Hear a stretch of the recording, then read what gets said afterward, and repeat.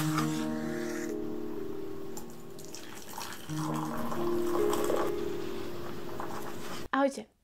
Dnes tu mám pre vás recenziu na knižku od Jitky Svojanovej Deti války. Postavila by sa všetkému, aby ho zachránila. Ale stojí on vôbec za záchranu? Na úvod klasické upozornenie, kniha je v češtine, keďže je kniha od českej autorky, tak pochybujem, že by sa niekedy prekladala do slovenčiny, takže ak si ju chcete prečítať, budete musieť zvládnuť češtinu. Než prejdem k samotnému deju knihy, alebo o čom kniha je, tak sa ešte povenujeme trochu žánru. Kniha je fantasy a v Martinuse som ju našla uvedenú aj ako beletriu pre deti. Ako teoreticky je to beletria pre deti, ale išla by som druhý stupeň a vyššie. No, skôr tínedžerská, tak.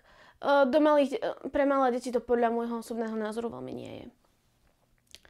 Pozrieme sa teda, o čom kniha je, to znamená na anotáciu. Keď medzi sebou mágovia rozpútali náboženskú vojnu, Jael, Cháron a April boli iba deti. Teraz, na prahu dospelosti, sa dočkali mieru. Keď sa však Jael pripletie k bitke s obyčajným človekom, ovládnujú traumatické spomienky. Prekliatie, ktoré na neho privolá, znamená zaručenú smrť. Patrik o existencii mágov dosiaľ nemal ani poňatia.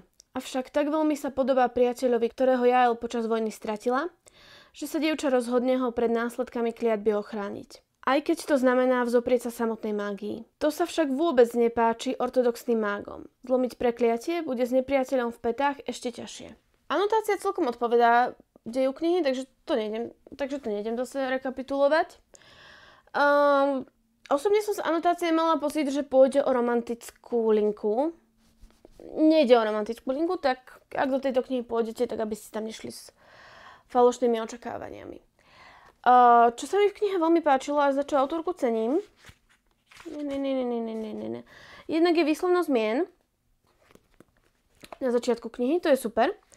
Okrem teda tej výslovnosti mien, tu autorka uvádza aj varovanie, že kniha je trochu temnejšia, sú tam aj nejaké náročnejšie opisy a ak by človek pri čítaní pocítil nepohodu, nemusí sa bať vyhľadať takú odbornejšiu pomoc.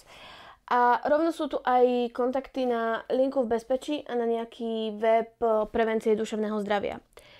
Toto je super nápad a ja ho cením, ale budem trochu hnidopých. Teoreticky, kebyže sa kniha v budúcnosti prekladá do cudzieho jazyka, tak pri preklade sa tie kontakty teoreticky aktualizujú.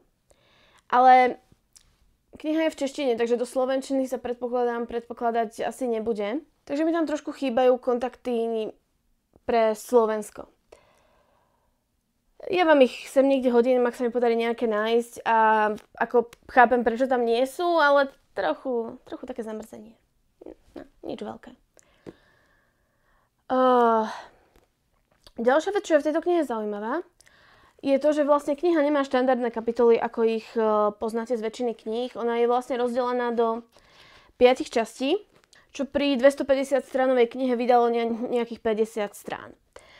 Ale ono v podstate tie veľké kapitoly, alebo tie veľké časti sú ešte skčlenené, aby som mohla nájsť aj niečo, keďže je to lepšie vidno.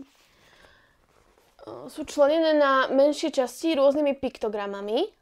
A tie piktogramy tam nie sú iba tak. Tie piktogramy znamenajú nie iba rozčlenenie tej knihy, ale väčšinou znamenajú aj zmenu pohľadu.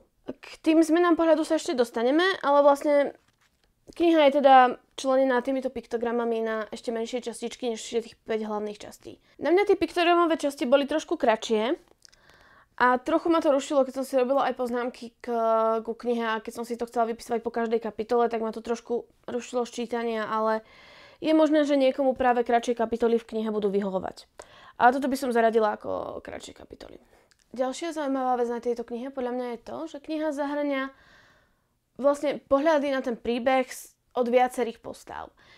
Nie je písaná v prvej osobe, takže nie ste úplne vcítení do žiadnej postavy, ale je to takéto rozprávanie, ktoré nie je úplne vševediace, ale ako keby stojíte za postavou.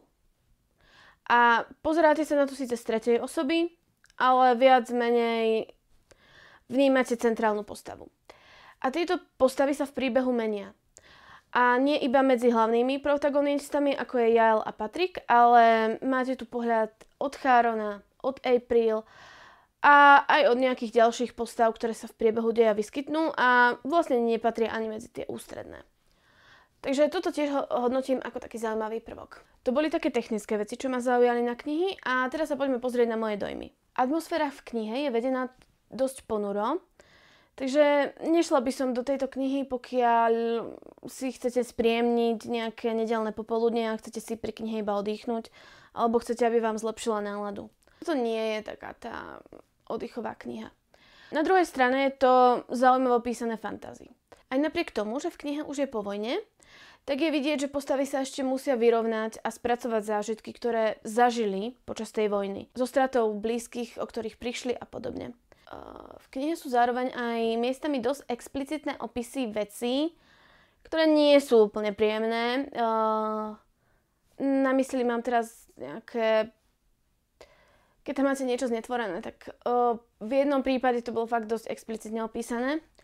Takže preto by som do toho nešla úplne ako oddychovky. Ďalšia vec, ktorá podporuje ponurejšiu atmosféru tejto knihy, je šedá zóna, v ktorej sa nachádza väčšina postav. A často sú tam aj hlavné alebo polohlavné postavy. Oni nie sú úplne dobré, nie sú úplne zlé. Pohybujú sa na hranici a občas sklznú viacej k dobrým skutkom, inokedy viacej k horším skutkom. Takže je tam taký balans. Milovníkom fantasy by sa táto kniha mohla páčiť aj vďaka tomu, že tu vidíme dosť široké spektrum magických schopností. Stretávate sa tu s mágmi, ktorí vedia ovládať dušu.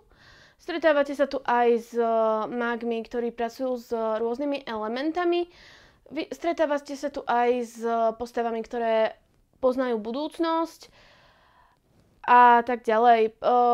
Škála schopností je skutočne široká. A čo mi príde, že je v tejto knihe také aj zvláštne, alebo také menej typické, že sa stretávate aj s mágiou ako takou. Nevystupuje v knihe úplne striktne ako postava, ale v podstate vidíte činy, ktoré koná sama za seba. A hádam to nebude spoiler, keď poviem pri snahe zabiť Patrika. A tam môžete vidieť, ako sa mágia, aj napriek tomu, že to nie je človek, dostáva do úzkých. Ako jej miestami dochádzajú nápady, a siaha po čoraz absurdnejších spôsoboch. Ohľadom magie je za mňa trošku nevyvážená, pretože mi príde, že občas siaha po absurdnosti a potom sa zase preklopí k nejakému normálnejšiemu spôsobu a potom zase sklzne do absurdnosti. Že to ešte nie je úplne, že k tým absurdnostiam siaha aj v momente, keď ešte úplne asi nevyčerpala všetky tie klasické alebo také tie nenápadnejšie príčiny. Ale ako môže to byť spôsobené tým, že sa snaží pracovať s tým, čo má a tlačí ju čas, takže keď má normálnejší spôsob, siahne po ňom, keď aktuálne k dispozícii nie je, ideme cez hranicu. Na záver som si nechala ešte jeden zaujímavý prvok z tejto knihy. Ako som spomínala, vy vlastne vidíte v priebehu čítania knihy pohľady rôznych postav. Alebo respektíve vciťujete sa do rôznych postav a nie iba do tých dvoch hlavných. Paradoxné ale je to, že tie dve hlavné postavy by v akejkoľvek inej knihe neboli hlavné.